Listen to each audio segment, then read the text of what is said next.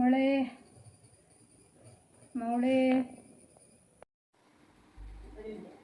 അമ്മയായിരുന്നോ? നേരത്തെ വന്നായിരുന്നമ്മ? ഞാൻ ഫോണിലായിരുന്നു, ഏട്ടൻ വിളിച്ചോണ്ടിരിക്കുന്നു. വാ, എന്താ ഇവിടെ തന്നെ ഇരിക്കുന്നത്? അകത്ത് കയറി. അമ്മ അകത്ത് കയറി ഇരിക്കട്ടെ, ഞാനിപ്പോൾ വരാട്ടാ. ഹലോ ഏട്ടാ, നിങ്ങൾ അമ്മ ഇവിടെ നിൽക്കാൻ വന്നിട്ടുണ്ട് കേട്ടോ. നിൽക്കാൻ തന്നെ വരവന്നെയാ തോന്നുന്നു. കയ്യിൽ പാണ്ടക്കെട്ടൊക്കെ കണ്ടിരുന്നോ? എൻ്റെ സ്വഭാവം അറിയാലോ നിങ്ങൾക്ക്. വേഗം വന്നിട്ട് എവിടത്തേക്കാന്ന് വെച്ചാൽ പറഞ്ഞേക്കാൻ നോക്ക് കേട്ടോ. ഇവിടെ നിൽക്കേണ്ട പരിപാടി തന്നെയാണ്. വേഗം വരാൻ നോക്ക്, വന്നിട്ട് വേഗം ഒഴിവാക്കാൻ നോക്ക്. എനക്കെന്തായാലും പറ്റൂല എന്ന് അറിയാലോ നിങ്ങൾക്ക്. ശരി എന്നാൽ. 2 ദിവസം നിൽക്കാൻ വന്നതാണ് കേട്ടാ.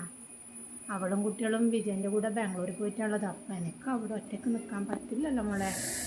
2 ദിവസം ഞാൻ നിന്നോട്ടെ ഇവിടെ നിൽക്കാനോ? അതെന്തായാലും പറ്റില്ല. ഇന്ന് വൈകുന്നേരം ഞങ്ങൾ ടൂർ പ്ലാൻ ചെയ്തിട്ടുള്ളത്. അപ്പോൾ എന്തായാലും ഇവിടെ നിന്ന് ശരിയല്ല. ഞങ്ങൾ വരാൻ എന്തായാലും 1 മാസമൊക്കെ പിടിക്കും. ഒരു പണി ചെയ്യും, അമ്മ ഏതായാലും അവിടെ തന്നെ നിൽക്ക്.